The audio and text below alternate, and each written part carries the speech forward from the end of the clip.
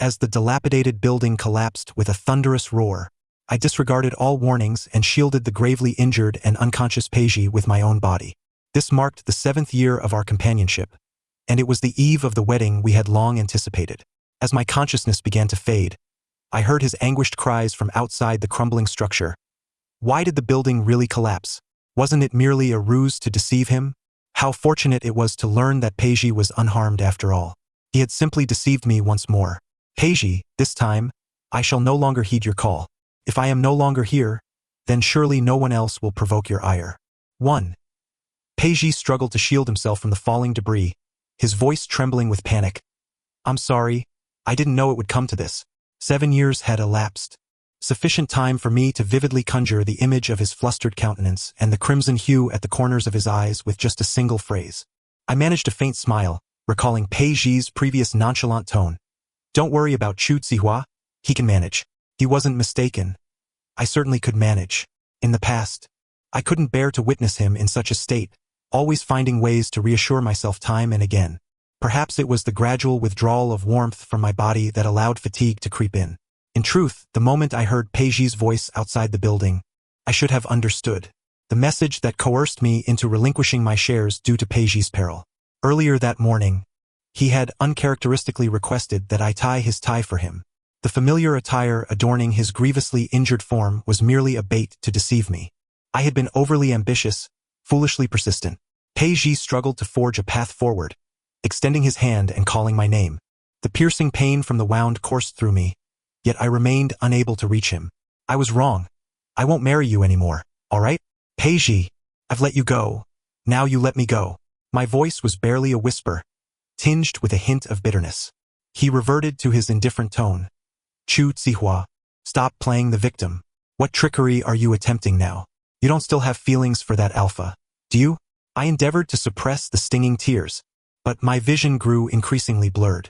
Peiji, there is no alpha. I am merely on the brink of death. Outside, the jarring sound of explosions reverberated. Someone was shouting about danger, mingled with Peiji's insistence for them to leave. 2. In a daze, I instinctively shrank back. Gradually, I realized he was not urging me to move away this time.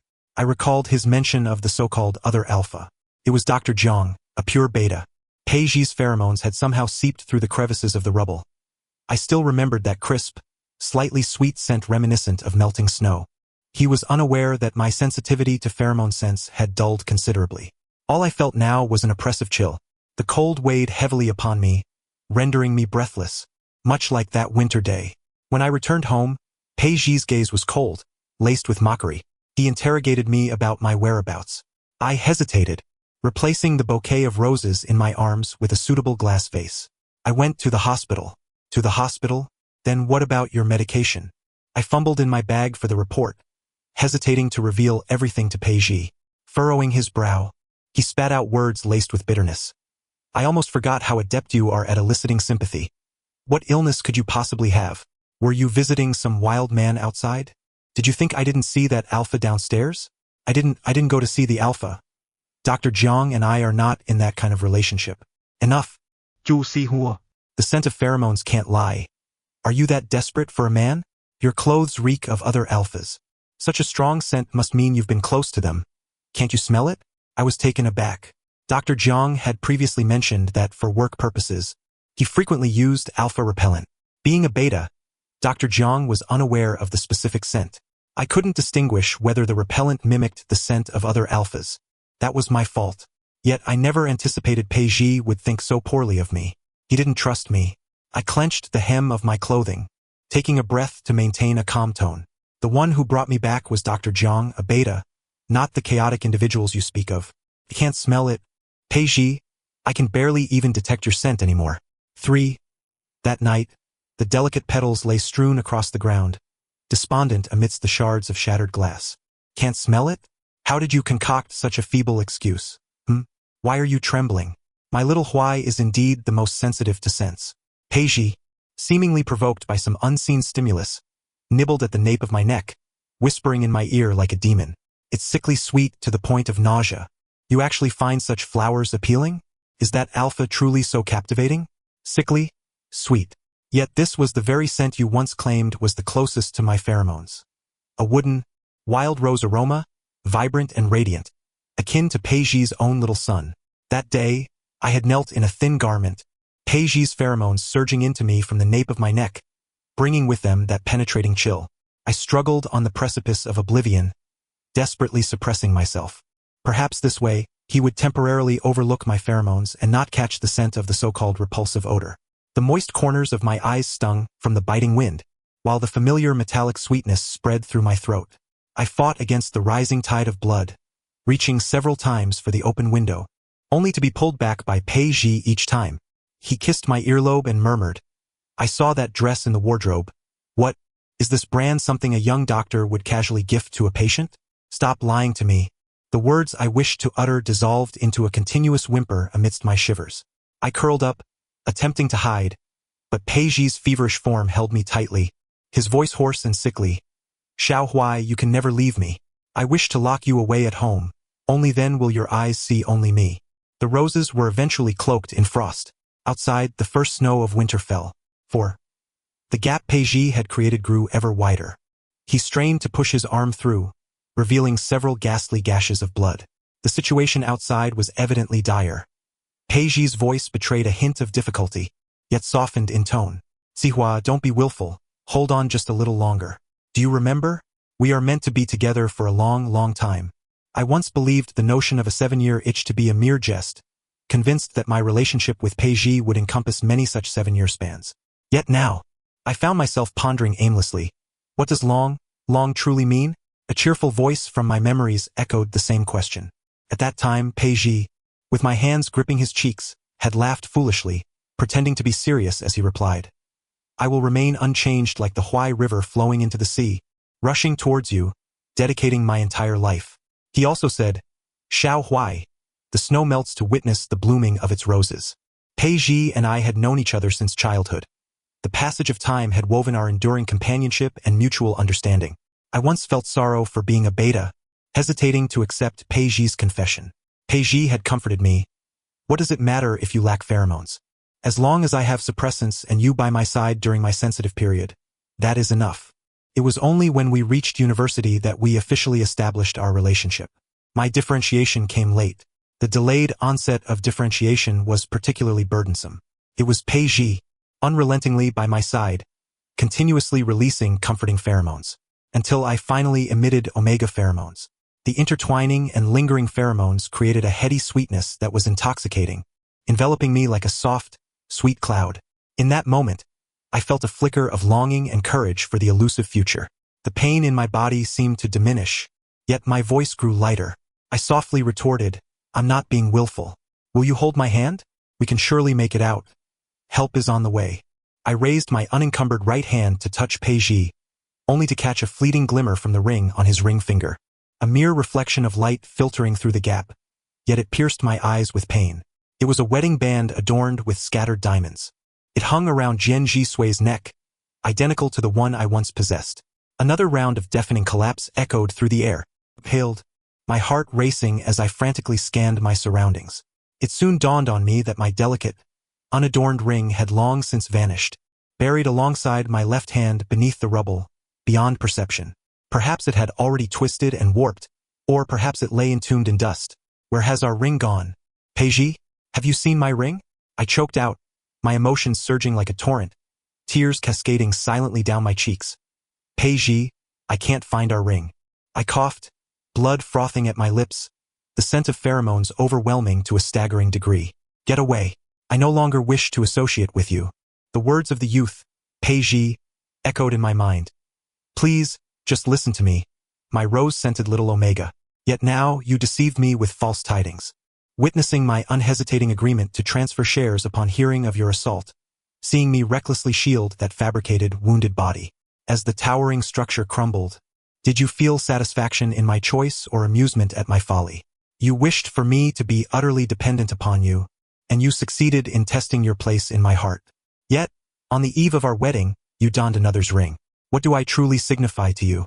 Perhaps from the very beginning you never intended to marry me.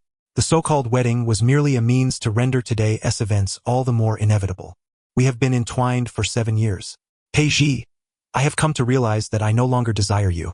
Peiji suddenly appeared frantic, desperately rummaging through his belongings. I have it. Xiao Huai. Our ring, I truly have it. My eyes brimmed with tears, yet a smile unexpectedly spread across my face. How could this be? I witnessed it fall into the vast Huai River with my own eyes. Are you still deceiving me? I murmured numbly, the suffocating sensation of breathlessness intensifying. My spirit struggled weakly within me, Peiji's voice fluctuating between distant and near, as if pulling me back to that fateful night. I could not break free from the grip of those two alphas. They held me firmly, forcing me to watch as that ring fell into the river, etched with the initials of Chu Ci Huai, belonging to Peiji.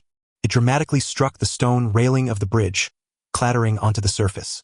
Fortunately, I managed to protect it. Even though the sharp, pungent scent of alpha pheromones made me tremble with discomfort, I did not let go. Yet ultimately, it was I who relinquished my hold. Why?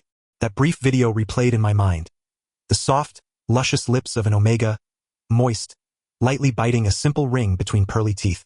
Jian Sui brushed his long fingers against the corner of his lips, playfully tracing the faint mole on the otherest knuckle, his eyes shimmering with unspoken allure. Wearing something of little value just for fun? Xiao Sui likes it. You may dispose of it as you wish. The familiar, languid tone of my pillow companion made my resolve seem utterly ludicrous. While I stood in stunned silence, those two brutish alphas tore at my clothing. An unmarked omega still in the shadows, merely a plaything. Why would Jian Xiao still care? The superstar must find it distasteful, just like that worthless trinket. Haha. That face is indeed charming. No wonder he is a wealthy man's little fling, truly high quality. Why Jian Sui? Peiji had explained that Jian Sui was an artist who, even during the company's economic downturn, eagerly accepted endorsement offers. His influence significantly boosted the product's visibility. They sometimes appeared together at commercial events for promotional purposes. I understood all this and even felt gratitude toward Jian Sui for his recognition of the company. Yet, when did feelings blossom between him and Peiji, culminating in a declaration of war through a ring? I wished to deny it, to struggle against it. But I found myself powerless. The scent of alpha pheromones made me nauseous and drowsy, the malice and mockery unmistakable. I concealed a sharp twig in my sleeve, seizing the moment to plunge it into the nape of my neck without hesitation.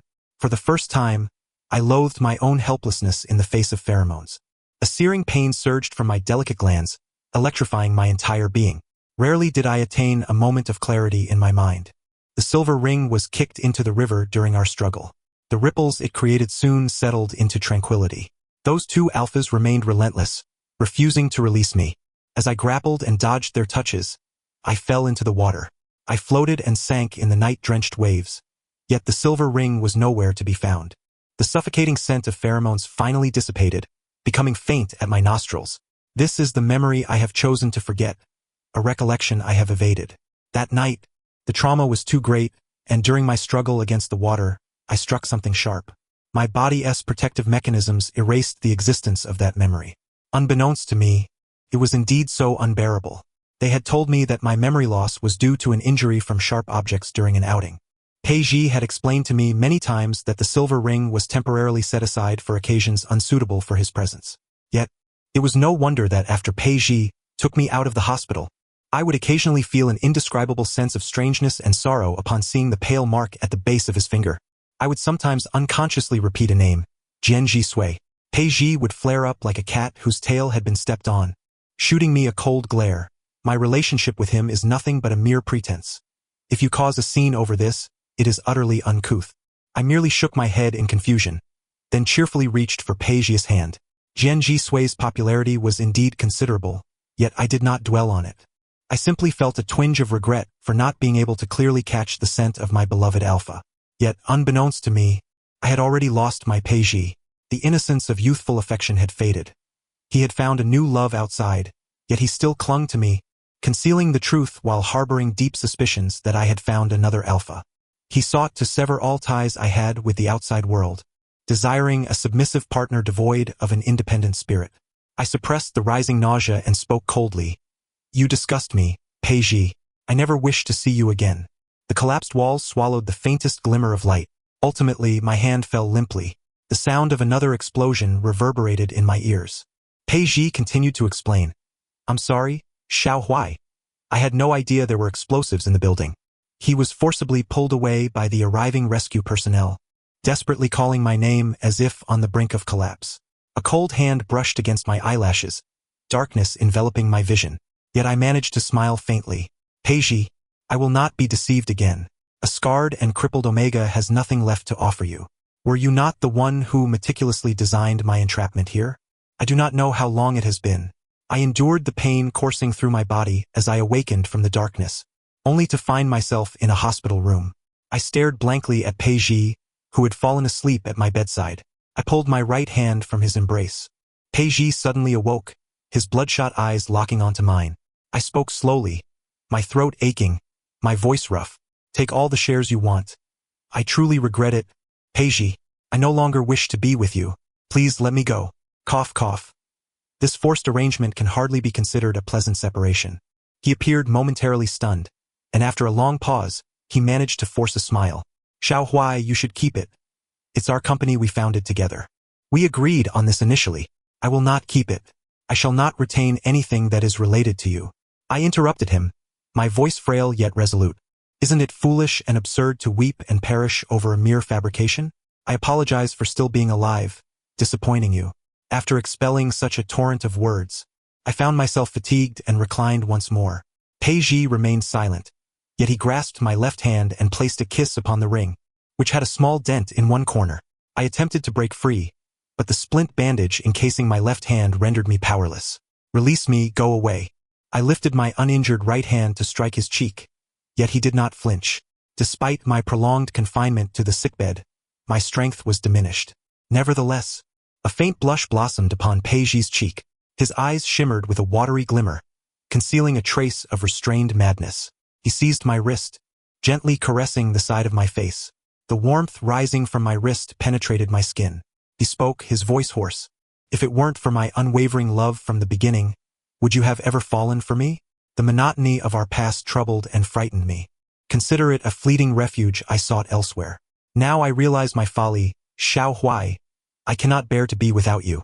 Are you satisfied? Does my Omega still contemplate leaving me? Xiao Huai, please do not be so cruel. Peiji lowered his head, his long hair shielding his gaze. He always knew how to soften my heart. Yet, at this moment, a chill crept along my spine. I yearned to extricate myself from his grasp, but he held on tightly. You repulse me. And what of it? We have completed our lifelong bond. Can you escape my alpha pheromones? Peiji calmly threatened, releasing his pheromones. He wanted me to understand that I could not evade their influence. Though I could not detect his scent, the pheromonal effect lingered. My body gradually weakened, a primal urge to submit rising within me. I gritted my teeth, trembling as I curled into a ball, yet I stubbornly turned my back to Peiji. The familiar sensation governed by his pheromones rendered me helplessly shivering, as if I were in a hospital room or on a bridge in the dead of night. I could not discern my whereabouts. Do not touch me. Do not make me hate you, Peiji. I loathe you. Warm blood trickled from the corner of my mouth, and I could not suppress several small coughs. My consciousness plunged back into darkness. The patient is in critical condition. Suspected stress-induced cardiomyopathy.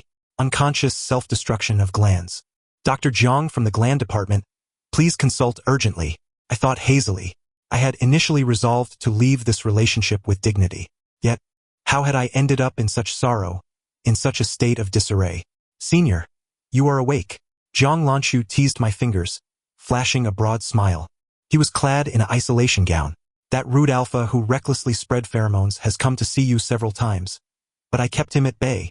You have been in a coma for quite a while, so I arranged a private room for you. His tone, brimming with self-congratulatory pride, reminded me of a jubilant Samoyed, albeit laced with unmistakable concern. Zhang Lanshu was a doctor in the gland department and my primary physician, initially assisting with the restoration of my gland functions. He was also a few years my junior in medical school. Thank you. His vivacious and warm demeanor was infectious, and I managed a faint smile. Suddenly, Zhang Lanshu leaned closer, his light brown eyes sparkling with clarity. Although betas are generally soothing, I found myself momentarily taken aback. A familiar scent of roses unfurled as he closed the distance, enveloping me in a comforting embrace. It felt like returning to my own little realm. The woody notes of his scent eased my tension. Unbeknownst to me, I had not encountered the scent of my own pheromones in quite some time. They say that the scent of a partner's alpha pheromones can provide solace. Zhang Lanqiu paused, but I do not believe so. Do you feel any better now? Although this scent is an imitation crafted by a fragrance artist, if you rest well, there is still a chance to restore your gland functions. I was acutely aware of my physical condition and understood the comforting essence of his words. I nodded and swiftly made a decision. Lanqiu, I no longer wish to restore them. Once I recover, please assist me in having my glands removed. I do not want to be anyone's omega. I only wish to be myself. To be free from the control of pheromones, to wholly govern my own existence. Zhang Lanqiu might have heard about the events between Peizhi and me in the hospital, or perhaps he deciphered the unspoken meaning behind my words. He remained silent for a moment before speaking. You are aware of the physical harm that gland removal entails. But if you have genuinely contemplated this, I shall certainly assist you. Afterward, living as carefree and unrestrained as a beta, how splendid that would be. He made a playful face, his handsome features transforming into an endearing visage. Lanqiu, true to his name, resembled a mountain breeze and the rising sun, unrestrained yet warm. I feigned ignorance to his change in address but could not help but smile at his antics. I asked Zhang Lanqiu to keep an eye out for suitable housing.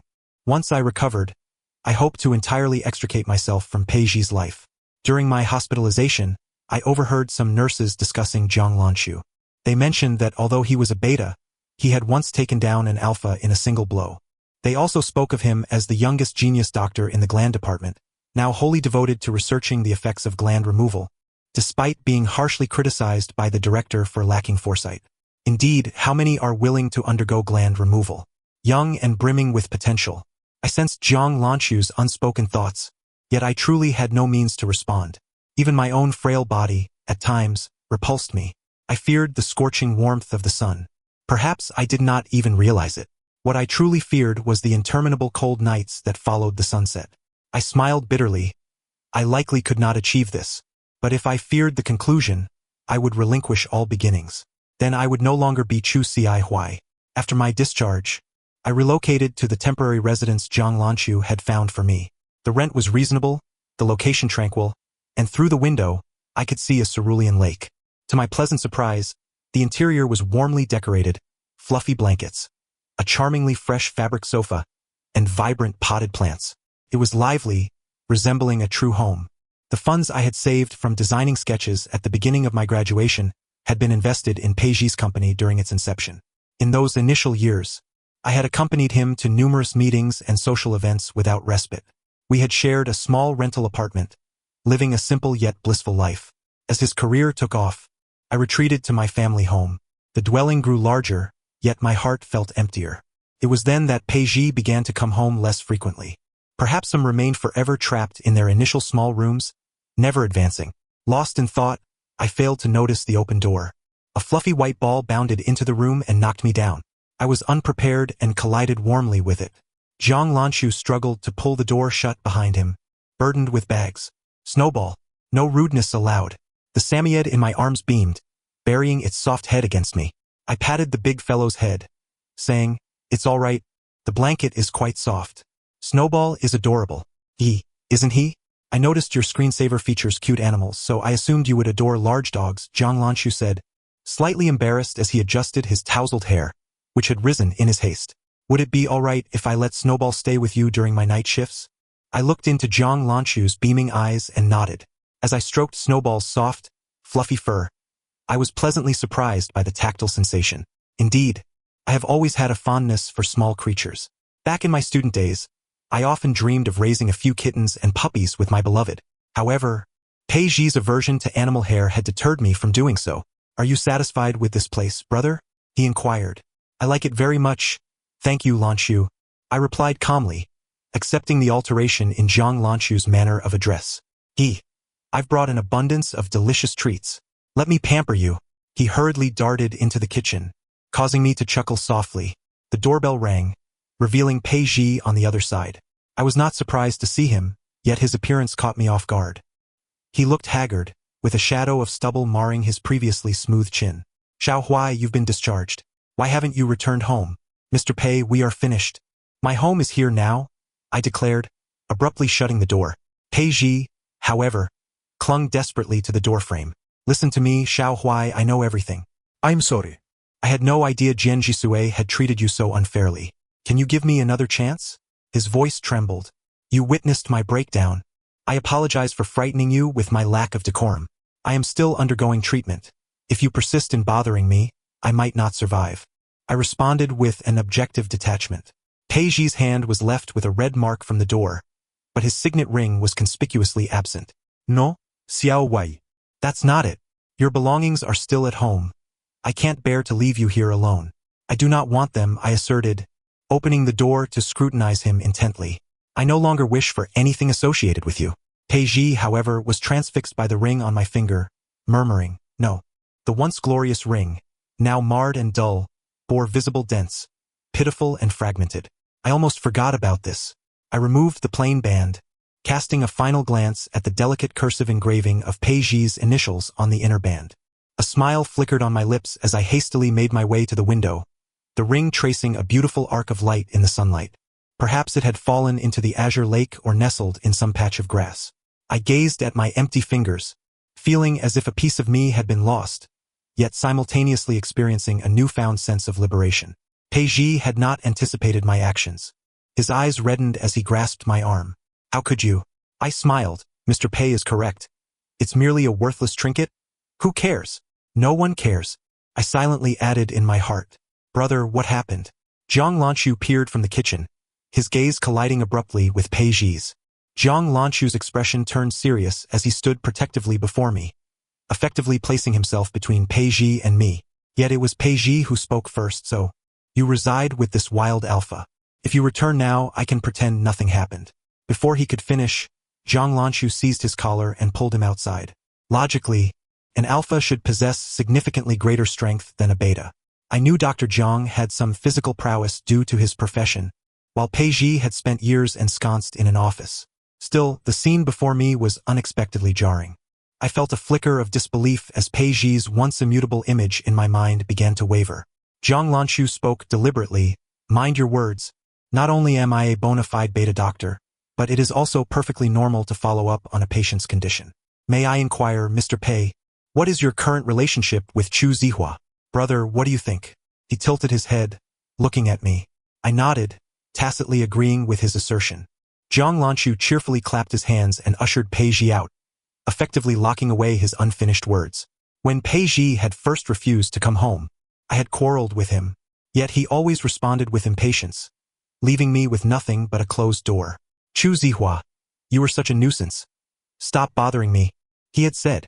I never imagined that one day, I would be the one to shut him out.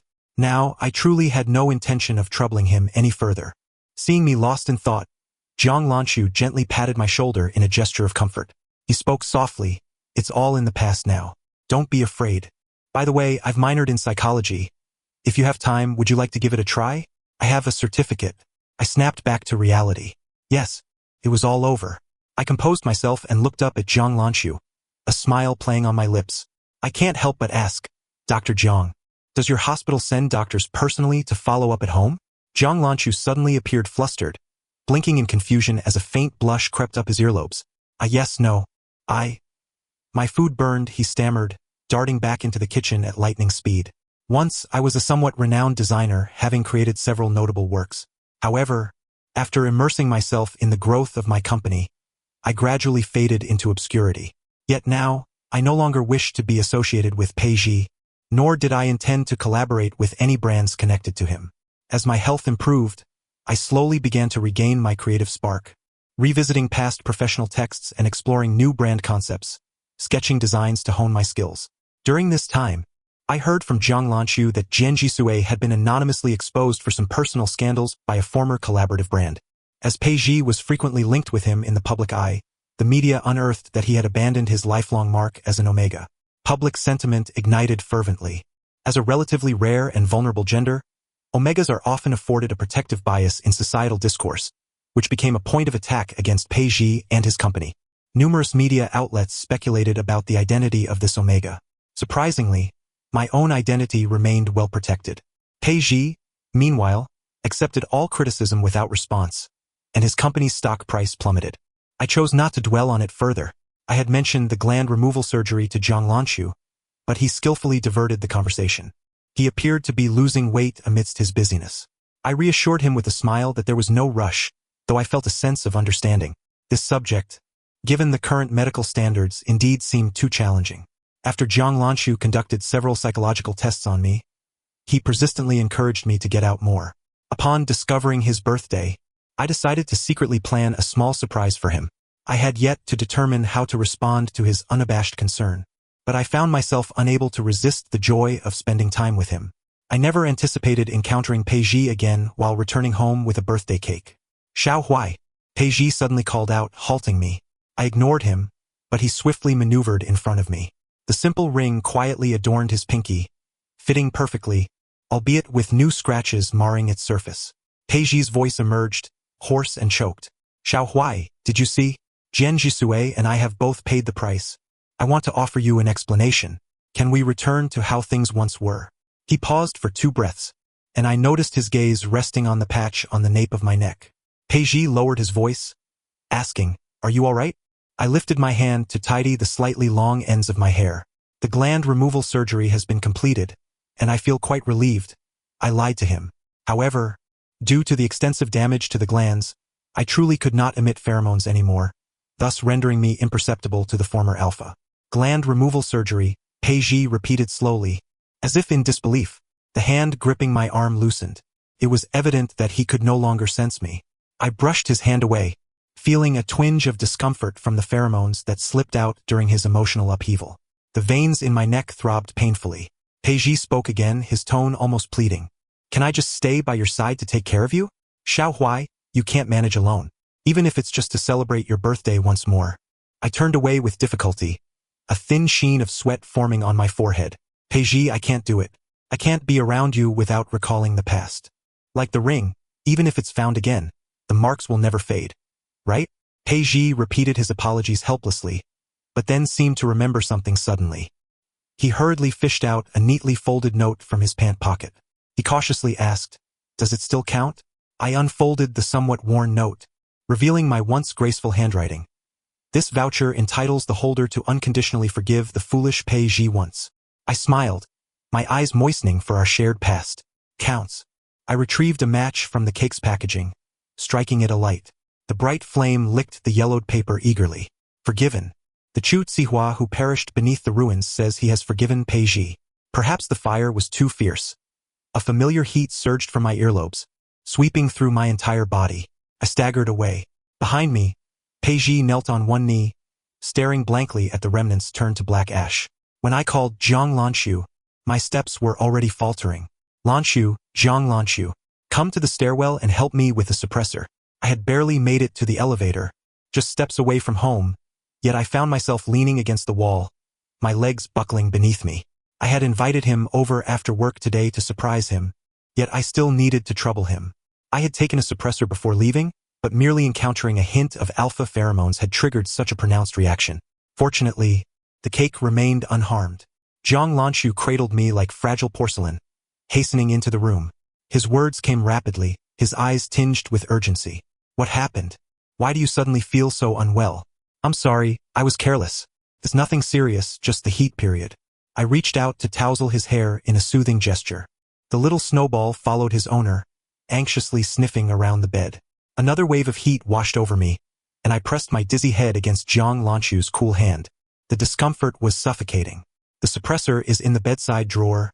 Zhang Lanxu swiftly yanked open the drawer but hesitated. It's in the 3rd drawer. He turned to look at me, his amber eyes resembling a pool of rippling spring water. A drop of coldness landed on my hand, and I belatedly realized he was crying. Struggling to prop myself up, I glanced towards the bedside. Zhang Lanxu was too quick, already rifling through the drawer closest to the bed. Inside lay an organized array of empty suppressor syringes, far exceeding the normal dosage. I had been discovered, but my heat-addled brain was too slow to react. Zhang Lanxu silently retrieved a suppressor from the correct drawer.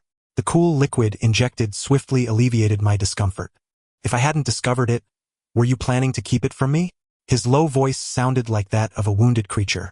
I pondered for a long time, unable to conjure suitable words of comfort, finally stammering, it's just a bit of chaos during the heat period, No need to worry too much. Yet Zhang Lanqiu abruptly pulled me into his embrace. The restrained sobs shattered and trembled. I'm sorry. Why am I a beta? I can't help you. I'm sorry. I didn't know you were suffering so much, and I delayed your surgery.